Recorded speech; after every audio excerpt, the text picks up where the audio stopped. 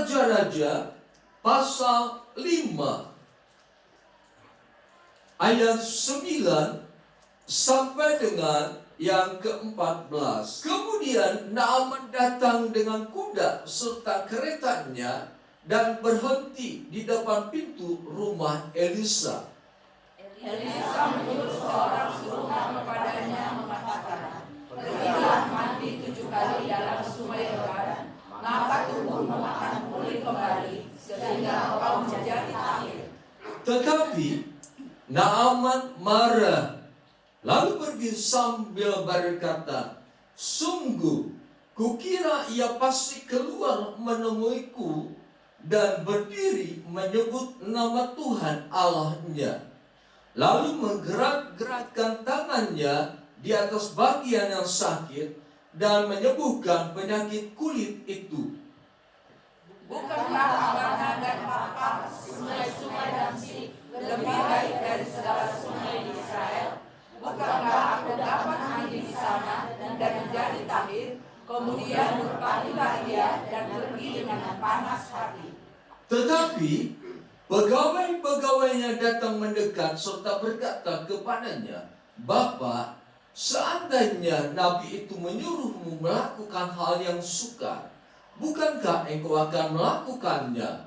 Apalagi ia hanya berkata kepadamu, mandilah dan engkau akan menjadi tahir." Maka turunlah ia membenamkan dirinya 7 kali dalam sungai Yordan, sesuai dengan perkataan abdi Allah itu. Lalu pulihlah tubuhnya kembali seperti tubuh seorang anak, dan ia menjadi tahir.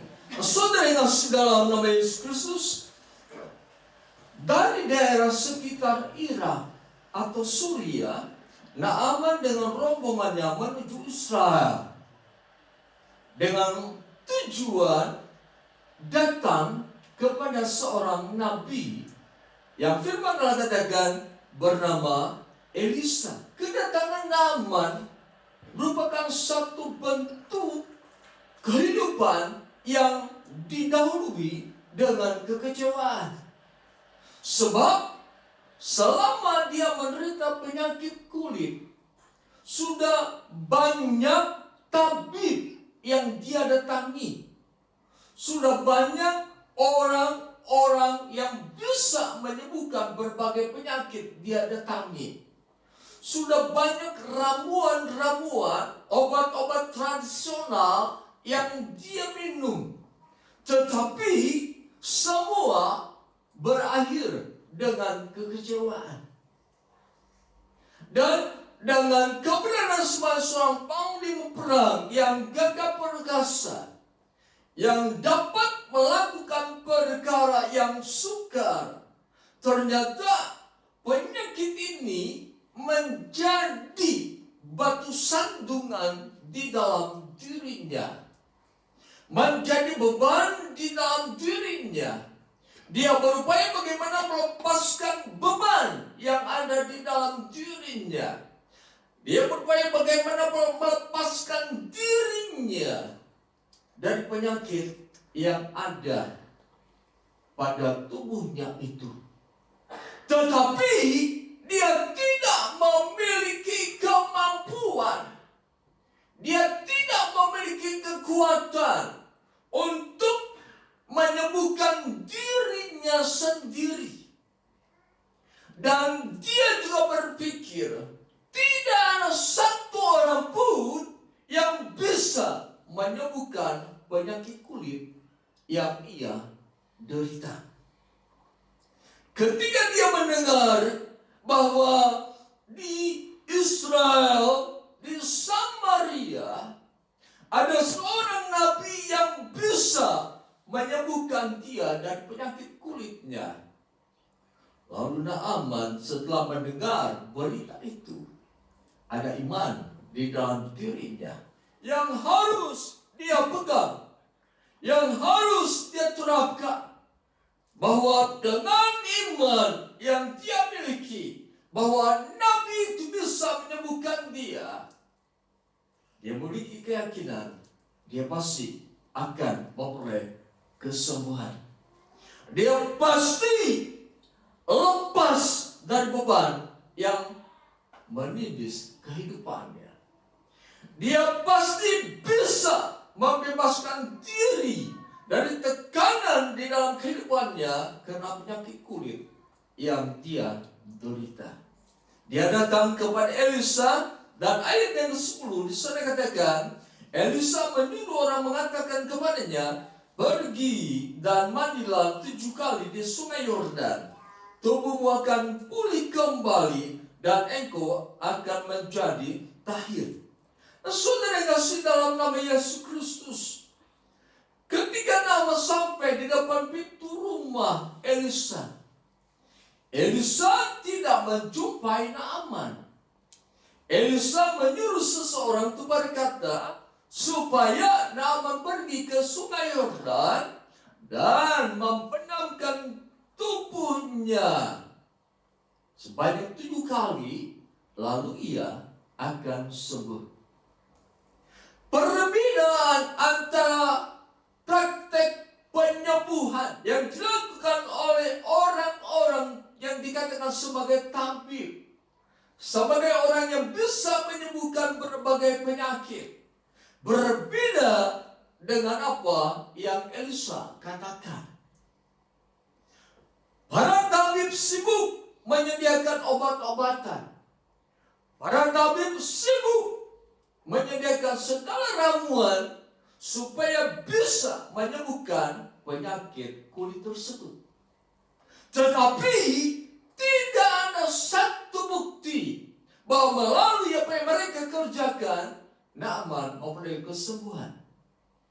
Kini Naaman hanya mendengar bahwa dia harus pergi ke sungai Yordan, mandi 7 kali, membenamkan dirinya 7 kali, maka tubuhnya akan pulih kembali dan engkau menjadi tahir. Elisa katakan. Nah, saudara yang kasih dalam nama Yesus Kristus, kita perhatikan di sini bahwa setiap firman yang datang kepada umat Tuhan adalah firman yang tidak sukar untuk dilakukan. Adalah firman yang diberikan oleh Allah, sebab Allah juga memberi kemampuan bagi umatnya untuk melakukan firman yang dia dengarkan. Ketika firman datang kepada kita, sebenarnya ada kemampuan di dalam diri kita untuk melakukan firman itu. Ketika firman Allah datang kepada kita, Allah memberi kemampuan supaya kita dapat melakukan firman Tuhan itu. Tetapi yang menjadi masalah, sikap perilaku kita terhadap firman Allah.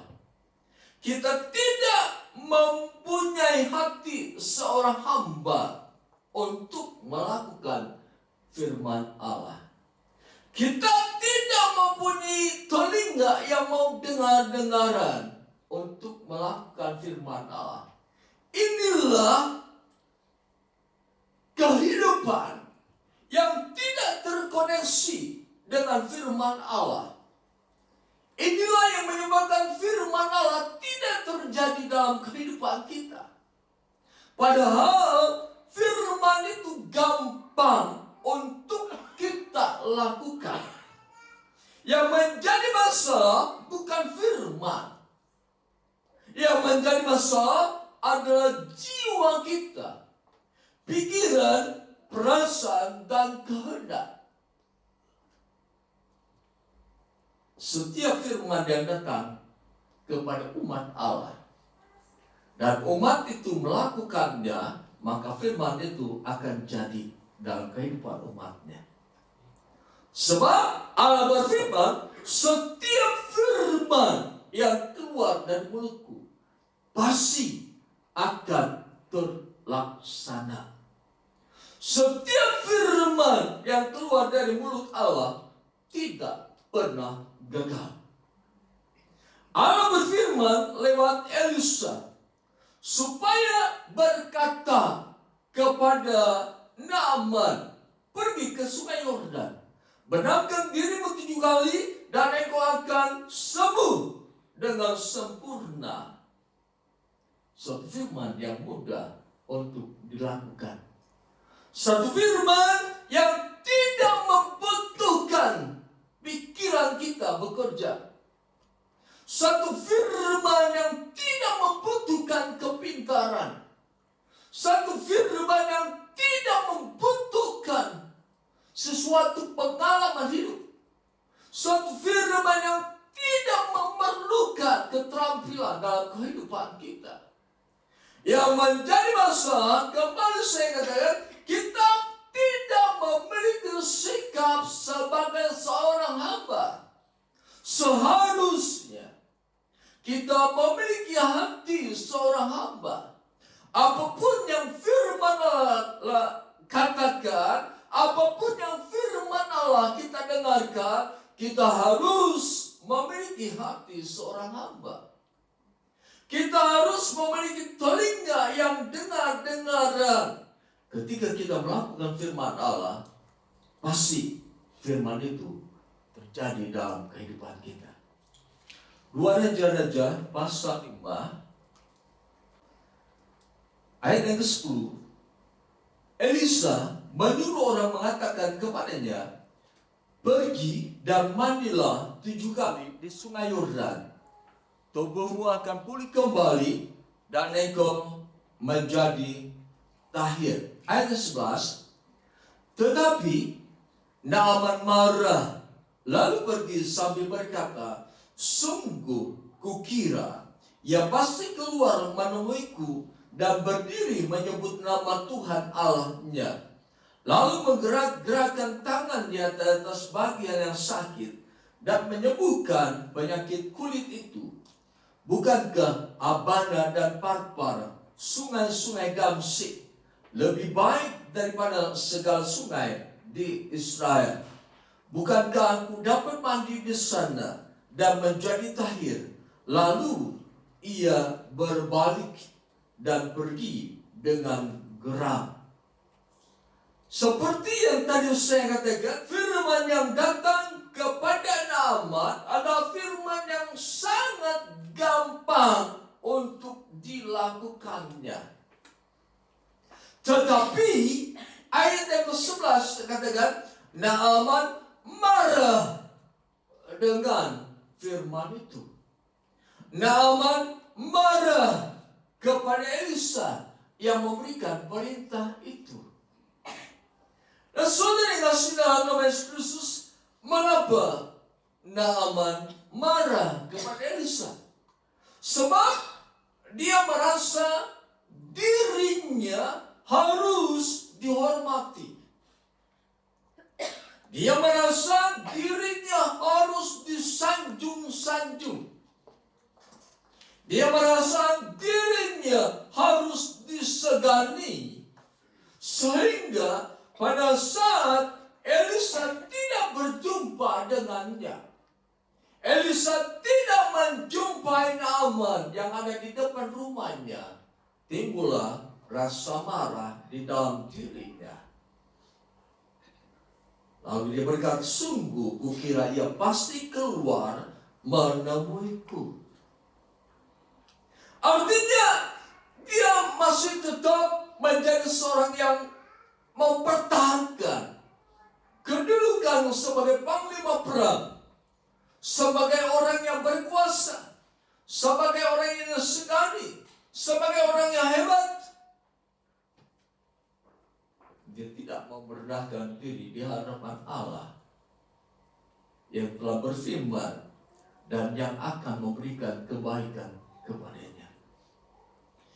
Jadi di dalam kehidupan orang percaya, sikap perilaku kehidupan seseorang bisa merupakan penghalang terjadinya firman di dalam kehidupannya.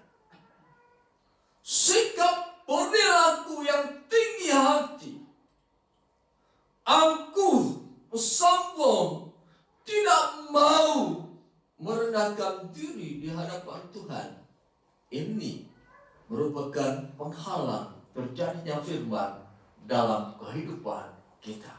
Mengapa Naaman marah kepada Elisa? Sebab Elisa tidak memberikan perintah sesuai dengan apa yang Naaman pikirkan. Naaman memikirkan Elisa harus keluar dan menjumpai dia. Elisa harus menghormati dia sebagai panglima perang. Kemudian Naaman marah sebab Elisa memberikan perintah yang tidak sesuai dengan kehendaknya. Dulu para tabib memberikan obat, kemudian menaruh obat itu pada bagian kulit yang sakit, lalu menjampi-jampi, menyebutkan mantra-mantra. Nah, Naaman ingin supaya Elisa melakukan apa yang dilakukan oleh para tabib atau nabi-nabi, dewa-dewa mereka. Jadi pada saat seseorang ingin menerapkan firman Tuhan sama dengan yang dunia tawarkan, ini sesuatu yang menjadi penghalang terjadinya firman dalam kehidupan orang percaya. Artinya, jangan mengadopsi cara dunia di dalam kerohanian kita. Jangan mengadopsi segala bentuk apa yang dunia kerjakan dan kita terapkan dalam kehidupan kita. Kita berkata, inilah yang harus dikerjakan oleh Allah. Inilah yang harus Allah berikan kepada saya. Jadi perbedaan pemikiran kita dengan firman Allah itu menyebabkan firman Allah tidak akan terjadi dalam kehidupan kita. Perbedaan pemikiran kita dengan firman Allah itu akan menjadikan kita marah kepada Allah. Sebab yang ada di dalam diri kita keakuan, yang ada di dalam diri kita keegoisan, yang ada di dalam diri kita yaitu sikap mau mengatur Allah. Naaman marah lalu pergi sambil berkata, sungguh kukira ia pasti keluar menemuiku dan berdiri menyebut nama Tuhan Allahnya. Lalu menggerakkan tangannya di atas bagian yang sakit dan menyembuhkan penyakit kulitku. Artinya, Naaman berkata dalam hatinya, kalau Allah ingin menolong aku, bekerjalah sesuai dengan pikiranku. Kalau Allah ingin menyembuhkanku, bekerjalah sesuai dengan kehendakku. Jadi di sini siapa yang jadi Allah? Siapa yang jadi Tuhan? Diri sendiri atau Tuhan yang menciptakan kita? Kita tidak memiliki hak untuk mengatur Tuhan. Sebab kita bagaikan rumput yang pagi tumbuh, siang dan sore layu.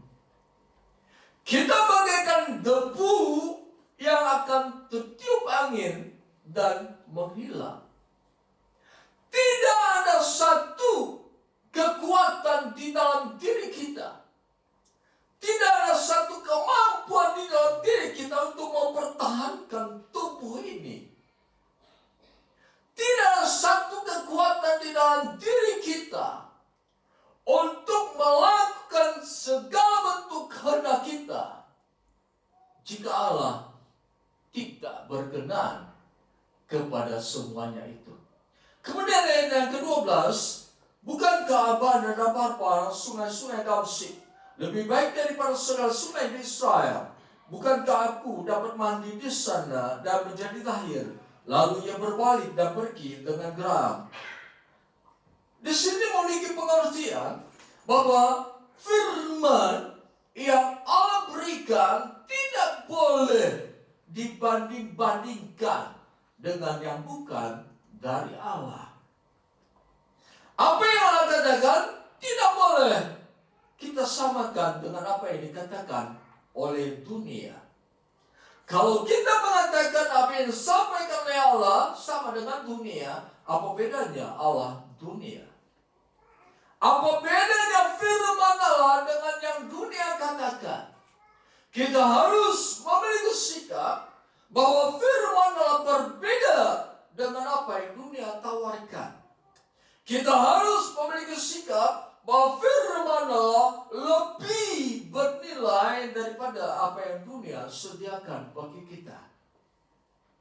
Kalau kita perhatikan apa yang Naaman katakan dalam ayat yang ke-11 dan 12, artinya Naaman sudah memframing otaknya, pikirannya, hatinya dengan ayat 11 dan 12. Kalau seseorang datang kepada Tuhan dan dia sudah memframing, dia sudah menyusun pikirannya, ini yang harus dilakukan oleh Allah, ini yang harus dikerjakan oleh para rasul, ini yang harus dikerjakan oleh para hamba Tuhan, ini yang harus diberitakan oleh mereka.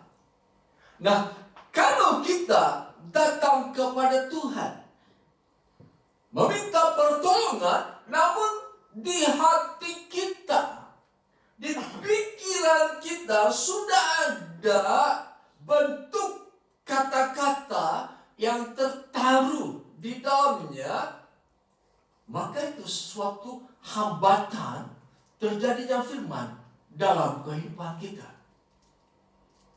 Seperti Elisa berkata kepada Naaman, tetapi di pikiran Naaman sudah tertulis, sudah disusun bahwa seharusnya Elisa menemui dia. Seharusnya Elisa menggerakkan tangannya di atas bagian sakit dan menyebut nama Allah. Seharusnya dia mandi di sungai Abana dan Parpar yang lebih baik. Jadi ketika seseorang datang kepada Tuhan, minta pertolongan daripada Tuhan, harus mengosongkan pikirannya, harus mengosongkan hatinya. Sebab Yesus berkata, ada firman yang jatuh di tepi jalan. Kenapa? Terlalu banyak pikiran di dalam kehidupannya. Terlalu banyak pendapat, terlalu banyak nasihat di dalam pikirannya. Ada firman yang jatuh di semak duri. Ada firman yang jatuh di tempat yang berbatu-batu. Inilah kehidupan Naaman. Inilah kehidupan orang-orang percaya. Memang Allah merancangkan yang terbaik bagi dirinya. Allah akan selalu berbuat yang terbaik bagi dirinya. Tetapi pikirannya dipenuhi dengan pendapat dirinya sendiri.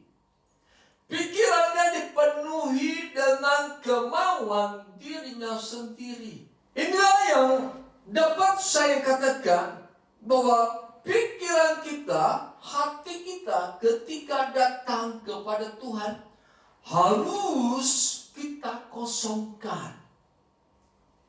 Dengan kata lain seperti Yesus berkata, ya Bapa, jadilah kehendakmu. Kalau kita perhatikan ayat 11 sampai dengan 12, perlu kita lebih meyakini firman Tuhan daripada pikiran atau hati kita. Mari kita perhatikan Mazmur pasal 84. Mazmur 84 ayat 12 sampai dengan 13. Sebab Tuhan Allah adalah matahari dan perisai. kemurahan dan kemuliaan Ia berikan. Ia tidak menahan kebaikan kepada orang yang hidup tidak bercela. Ya Tuhan semesta alam, berbahagialah manusia yang percaya kepadanya. Nah, saudara yang kasih dalam nama Yesus Kristus, ketika Allah berfirman kepada Naaman, Allah ingin menyatakan kemurahannya. Allah ingin menyatakan kemuliaannya. Allah ingin menyatakan kebaikannya. Allah ingin menyatakan supaya orang yang mendengar firman itu berbahagia. Tetapi Naaman, pikiran dan hatinya dipenuhi dengan pendapat dan kehendak dirinya sendiri. Sehingga kemurahan Allah tidak terjadi pada saat itu. Kemuliaan Allah tidak diterima oleh Naaman. Kebahagiaan tidak ada di dalam diri Naaman. Kebaikan Allah tidak terjadi dalam diri Naaman. Allah selalu ingin menyatakan kemurahannya dalam kehidupan kita. Allah ingin selalu menyatakan kemuliaannya dalam kehidupan kita. Allah ingin selalu menyatakan kebaikannya dalam kehidupan kita. Allah ingin selalu menjadikan kita sebagai umat yang hidup penuh dengan kebahagiaan. Tetapi kembali, ada sesuatu yang harus kita perbaiki dalam pikiran, perasaan, dan kehendak kita, yaitu sikap sebagai seorang hamba. Sikap umat yang merendahkan diri di hadapan Tuhan, supaya kemurahan Allah hadir dalam kehidupan kita. Kemuliaan Allah dinyatakan dalam kehidupan kita. Kebaikan Allah kita rasakan. Kebahagiaan yang dari Allah memenuhi kehidupan kita. Itulah tujuan Allah memanggil kita. Sekalipun ada permasalahan dalam kehidupan ini seperti seorang Naaman. Namun ketika kita memiliki hati, sikap sebagai seorang hamba, sebagai seorang umat yang dengar-dengaran kepada Allah, segala sesuatu yang dari Allah pasti terjadi dalam kehidupan kita. Naaman berpikir, Naaman berkata, seharusnya Elisa berbuat begini. Naaman berkata dalam hati, seharusnya Allah berfirman seperti pikiranku. Demikian dikatakan firman Allah dalam kitab Mazmur pasal 139 ayat 17 dan 18. Betapa sulitnya bagiku pikiranmu, ya Allah. Betapa besar jumlahnya. Jika aku mau menghitungnya, itu lebih banyak daripada pasir. Ketika aku berhenti, ternyata aku masih bersama dengan Engkau. Nah, firman Allah katakan bahwa apa yang ada di dalam hati, apa yang ada di dalam pikiran kita, itu tidak dapat kita bandingkan dengan pemikiran Allah. Jadi dengan demikian, pada saat kita datang kepada Allah, harus kita kosongkan hati dan pikiran kita. Biar Allah yang menentukan apa yang harus kita kerjakan. Biar Allah yang menentukan apa yang harus kita lakukan dalam kehidupan ini. Pada saat kita istilah memframing pikiran hati kita dengan apa yang kita kehendaki, maka segala sesuatu yang luar biasa dari Allah tidak akan masuk dalam pikiran dan hati kita. Seperti Naaman ini. Roma pasal 11 ayat 33 sampai dengan 36. Oh, alangkah dalamnya kekayaan hikmat dan pengetahuan Allah. Sungguh tak terselidiki keputusan-keputusannya, dan sungguh tak terselami jalan-jalannya. Sebab siapakah yang mengetahui pikiran Tuhan? Atau siapakah yang pernah menjadi penasihatnya? Atau siapakah yang pernah memberikan sesuatu kepadanya sehingga ia harus menggantikannya? Sebab segala sesuatu adalah dari Dia, oleh Dia, dan kepada Dia. Bagi Dialah kemuliaan sampai selama-lamanya. Amin. Jadi biarlah kita menyadari bahwa segala sesuatu yang ada di dalam pikiran kita, hati kita, itu merupakan satu butir pasir di tepi pantai. Dan segala pikiran Allah tidak dapat kita duga. Oleh sebab itu pada saat kita membutuhkan pertolongan yang daripada Tuhan, seperti Naaman ini, pada saat kita ingin lepas dari beban yang menindis kehidupan kita, pada saat kita ingin lepas dari segala bentuk penderitaan dalam kehidupan kita, penuhi hati kita dengan firman Tuhan, penuhi pikiran kita dengan firman Tuhan, lakukan firman Tuhan. Pasti segala sesuatunya berakhir dengan kebaikan bagi kita semua. Kita perhatikan saudara yang kasih dalam nama Yesus Kristus, Yesaya pasal 55 ayat yang ke-11. Yesaya pasal 55 ayat yang ke-11.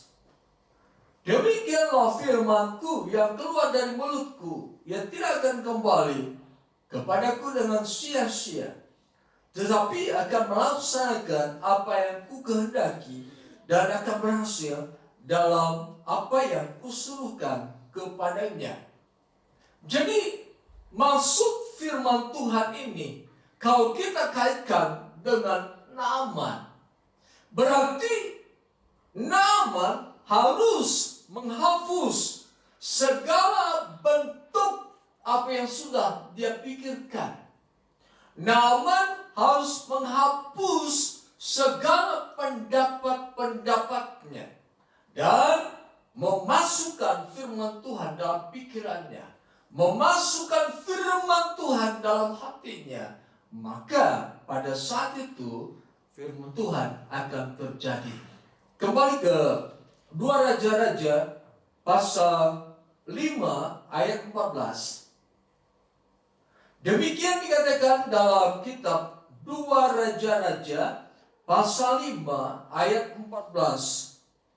Lalu ia turun membenamkan dirinya 7 kali dalam sungai Yordan, sesuai dengan perkataan abdi Allah itu.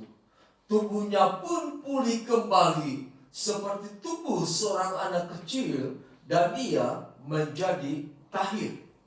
Ayat yang ke-14 membuktikan Yesaya pasal 55 ayat 11. Jadi setiap firman yang dilakukan, pasti firman itu terjadi dalam kehidupan setiap orang yang melakukan firman Tuhan.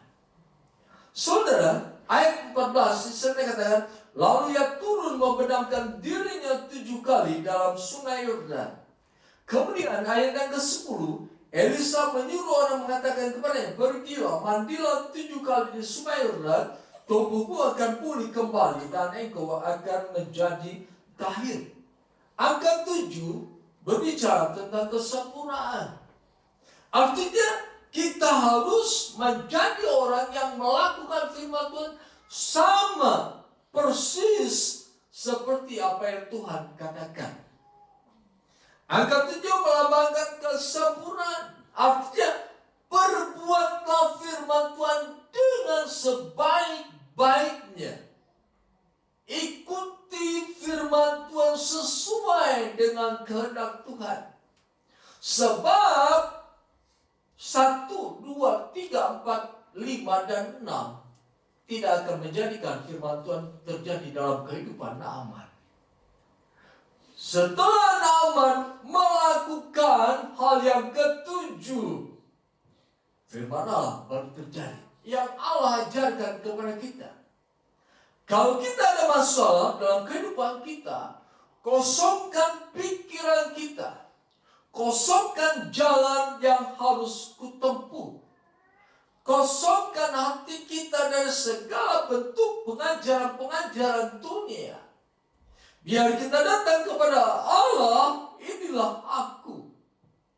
Pada saat itu Allah akan berfirman kepada kita. Sebab setiap orang yang mencari Allah, pasti Allah berkenan ditemui. Ketika Allah kita cari, Dia akan menghampiri kita. Dia akan melihat apakah hati kita penuh dengan segala bentuk pemikiran kita. Apakah pikiran kita penuh dengan pendapat di dalam diri kita sendiri. Kalau itu keadaan hati kita, maka firman Allah tidak akan masuk dalam hati kita. Tetapi pada saat kita menghampiri Allah dan kita berkata, Allah, aku sedang letih sudah berbeban berat. Allah, aku sedang tertekan dalam kehidupan ini dengan berbagai permasalahan hidup. Aku berserah kepadamu ya Allah. Aku mengosongkan diriku. Aku ingin hanya Engkau yang berfirman kepadaku. Aku ingin hanya Engkau yang berfirman kepadaku. Aku hanya ingin firman yang daripada Engkau Tuhan. Penuhi hatiku dengan firman-Mu, penuhi pikiranku dengan firman-Mu, supaya apa yang Engkau katakan pasti terjadi dalam kehidupanku. Proses kehidupan sebagai seorang hamba sangat perlu ada dalam kehidupan kita. Saya memiliki keyakinan kita yang memiliki beban-beban di tahun 2024, di akhir 24 belum juga pas dari kehidupan kita. Inilah saatnya beban itu akan Tuhan lepaskan dari kehidupan kita. Inilah saatnya Allah akan menyatakan kuasa-Nya. Inilah saatnya firman Allah yang berkata, tidak ada yang mustahil bagi Allah terjadi dalam kehidupan kita. Inilah saatnya firman Tuhan bahwa bagi orang percaya tidak ada yang mustahil. Inilah saatnya. Kosongkan dirimu. Kosongkan pikiran, perasaan dan hatimu. Segala bentuk pendapat-pendapat dunia keluarkan dari hatimu dan pikiranmu.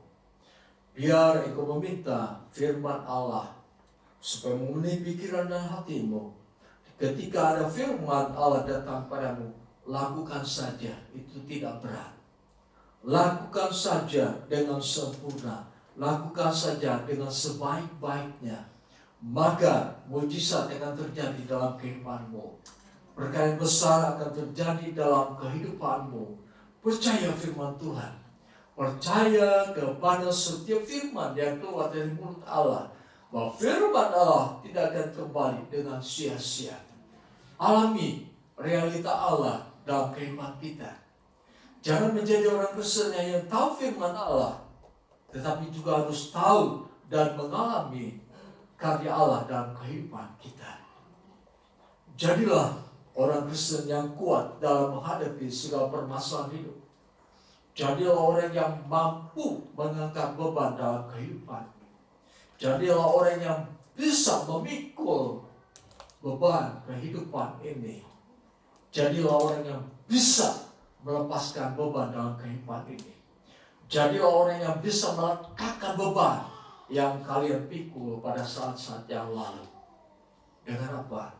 Dengan kekuatan yang daripada Tuhan. Dengan kehidupan yang mendengar dan melakukan firman Tuhan. Segala bentuk kehidupan yang berdasarkan keinginan diri sendiri harus kita tolak. Harus kita buang. Sebab firman Tuhan katakan, diberkatilah orang yang mengandalkan Tuhan. Orang yang mengenalkan Tuhan artinya orang yang mendengar firman Tuhan dan melakukan firman itu. Dan di dalamnya dia berkata, tidak ada yang mustahil bagi orang percaya.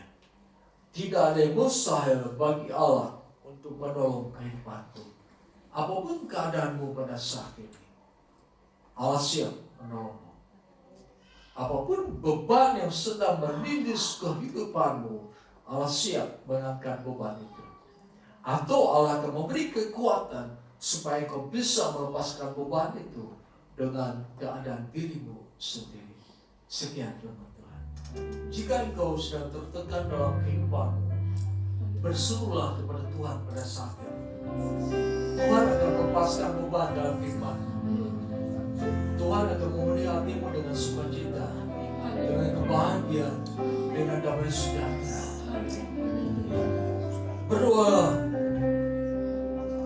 Berdoa kepada Tuhan hingga saat kelepasan itu,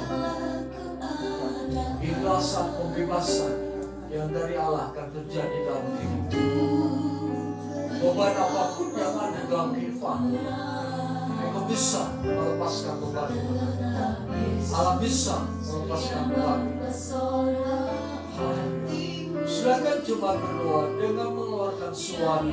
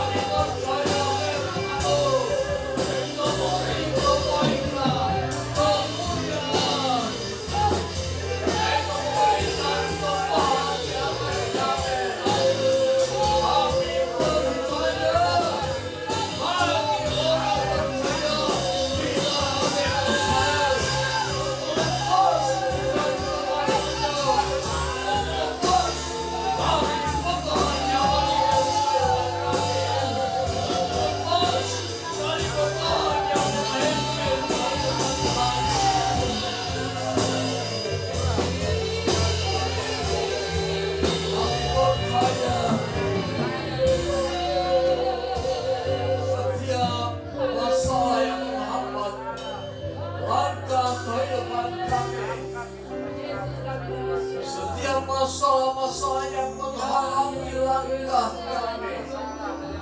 Pada saat ini kami bertindak dengan iman.